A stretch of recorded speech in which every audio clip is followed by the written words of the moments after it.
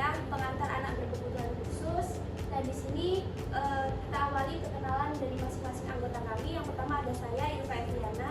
Saya Firdaria Putri. Saya Putri Anggunita. Saya Reka Puspita. Saya Indah Rahmatullah. Saya Yulia Putri Chandramanikum. Baiklah, langsung saja terkait pembahasan pertama akan disampaikan oleh Putri Anggunita.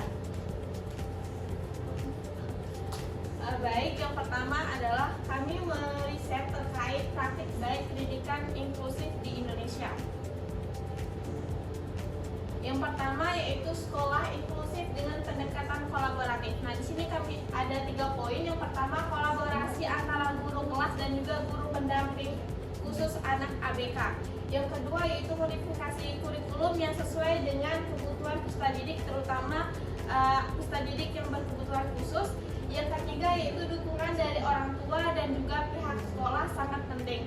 Nah, di mana 3 poin ini adalah pendekatan kerjasama atau kolaboratif antara guru, siswa, orang tua dan sekolah. Nah, di sini kami juga mengutip dari jurnal yaitu dari Ningsih dan kawan-kawan yang berjudul Kolaborasi Guru Kelas dan Guru Pendamping dalam Meningkatkan Kualitas Pembelajaran Inklusif pada tahun 2024. Yang kedua yaitu penggunaan media pembelajaran adaptif.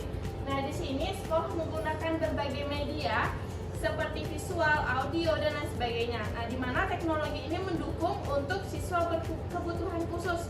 Contohnya seperti Braille untuk tunanetra dan lain sebagainya. Di sini kami juga mengutip dari jurnal yaitu Susanto tahun 2020 yang berjudul Inovasi Pembelajaran Inklusif Menggunakan Teknologi Adaptif. Baik, selanjutnya pelatihan guru secara berkelanjutan. Nah, di sini pelatihan guru untuk pendidikan inklusif ini dilakukan secara rutin dengan berbagai metode seperti workshop, peer teaching dan lain sebagainya. Nah, di sini gunanya untuk melatih guru, terutama guru khusus untuk pendamping ABK ini agar mendapatkan kompetensi mengajar untuk meningkatkan kebutuhan mereka sesuai dengan kebutuhan khusus anak ABK. Di sini kami juga mengutip dari jurnal Arifin pada tahun 2016 berjudul Pengembangan Kompetensi Guru dalam Pendidikan Inklusif. Baik, terkait isu permasalahan pendidikan inklusif akan disampaikan oleh Indah. Nah, selanjutnya yaitu ada isu permasalahan pendidikan inklusif di dalam kelas yang bisa ditemukan dari literatur yang telah disampaikan oleh rekan saya tadi. Yang pertama yaitu ada keterbatasan dari segi sumber daya. Nah, di sini banyak guru itu belum memiliki pelatihan yang belum memadai untuk menangani siswa berkebutuhan khusus. Nah, hal ini dikutip dari artikel yang berjudul Kurangnya Pelatihan Profesional yang Menyebabkan Kesulitan Mengadaptasi Metode Pembelajaran. Yang kedua, ada keterbatasan dari segi fasilitas dan infrastruktur. Nah, hal ini juga diperkuat oleh artikel yang berjudul Keterbatasan Fasilitas Menghambat Partisipasi Aktif Siswa yang pada tahun 2024. Yang ketiga, ada stigma sosial dan diskriminasi, yaitu masih adanya stigma negatif terhadap ABK di lingkungan masyarakat dan juga di lingkungan sekolah. Hal ini diperkuat oleh artikel yang berjudul Diskriminasi dan Kurangnya Kesadaran Menjadi Penghambat Integrasi Inklusif oleh Mustaqim pada tahun 2024. Nah, selanjutnya yaitu ada dari segi kurikulum, yang mana kurikulum tersebut belum memadai atau belum fleksibel dalam menangani anak berkebutuhan khusus.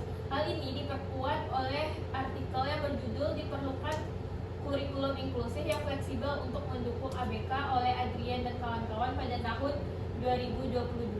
Yang terakhir yaitu adanya kurang data yang akurat. Nah, data jumlah dan kebutuhan ABK ini sering tidak lengkap. Hal ini diperkuat oleh artikel yang berjudul Banyak Kota Kecil di Indonesia yang Gagal Menerapkan Pendidikan Inklusif karena kurangnya informasi dan data akurat tentang siswa dengan disabilitas. Menurut Sari dan kawan-kawan pada tahun 2022.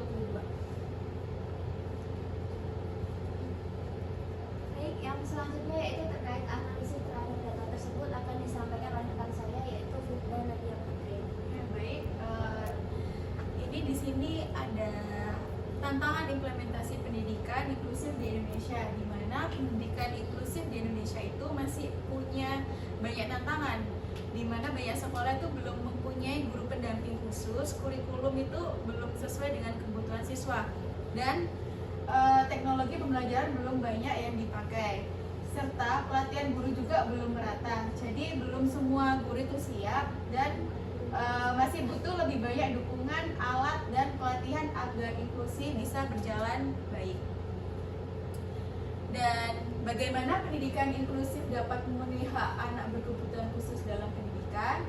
Di sini pendidikan inklusif itu membantu anak berkebutuhan khusus dengan menciptakan lingkungan belajar yang sesuai dengan kebutuhan mereka. Guru kelas dan guru pendamping itu bekerja sama untuk menyesuaikan kurikulum agar lebih mudah dipahami semua siswa. Dan media pembelajaran seperti aplikasi Braille dan Zoomtech juga digunakan untuk membantu siswa dengan hambatan tertentu. Selain itu, guru terus dilatih agar mampu mendampingi siswa secara efektif. Nah, di sini ada praktik baik pendidikan inklusif dari literatur bagaimana pendidikan inklusif dapat memenuhi hak anak berkebutuhan khusus dalam pendidikan. Di sini yang pertama ialah sekolah inklusif dengan pendekatan kolaboratif. Berdasarkan artikel kolaborasi guru kelas dan guru pendamping dalam meningkatkan kualitas pembelajaran inklusif, pendidikan inklusif itu dapat memenuhi hak anak berkebutuhan khusus melalui berbagai praktik baik, salah satunya kolaborasi antar guru kelas dan guru pendamping. Dan yang kedua ialah penggunaan media pembelajaran adaptif, di mana menurut artikel tantangan dan peluang MPAI di sekolah dasar, pendidikan inklusif dapat memenuhi hak anak berkebutuhan khusus melalui model pembelajaran adaptif dan inklusif. Di sini menggabungkan prinsip inklusivitas dengan teknologi dan pendekatan adaptif. Sebagai guru dapat menyesuaikan pembelajaran sesuai gaya belajar, kebutuhan dan potensi setiap siswa.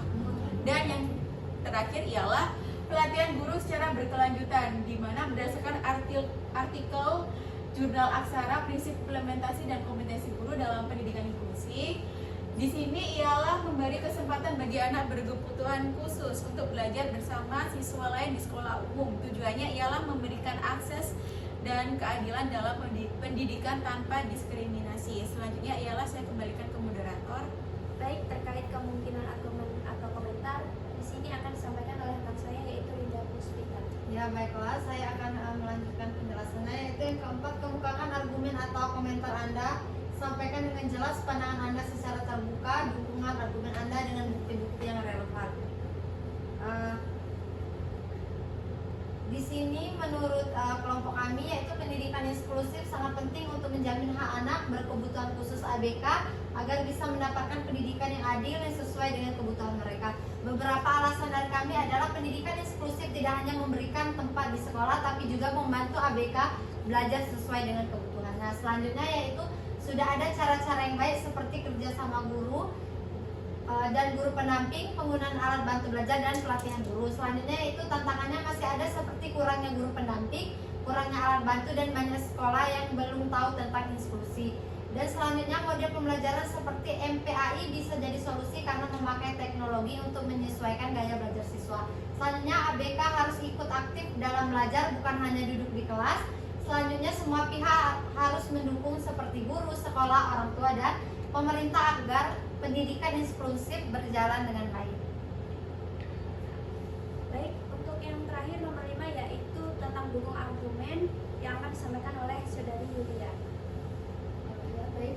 Untuk nomor 5 di sini yaitu dukung argumen Anda dengan bukti dan contoh yang relevan dari materi presentasi atau pengalaman pribadi Anda yang sudah disampaikan pada nomor 4 sebelumnya.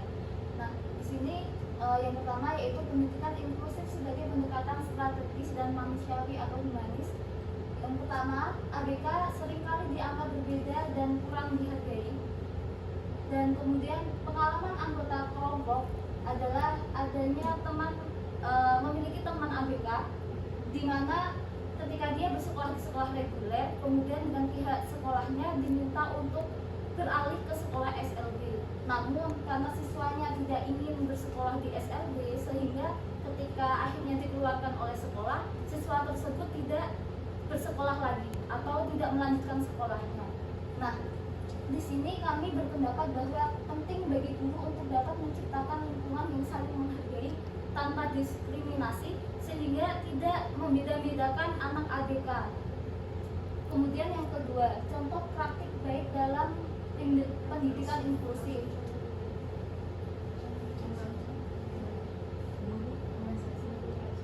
Contohnya di sini yaitu guru merasa tidak mampu mengajar ABK, ditunjukkan oleh penyebab yang pertama tadi, di mana gurunya sekolah tersebut menolak ABK untuk bersekolah di sekolah reguler. Di sini menunjukkan bahwa perlunya adanya pelatihan atas dan keberadaan GBK di sekolah reguler.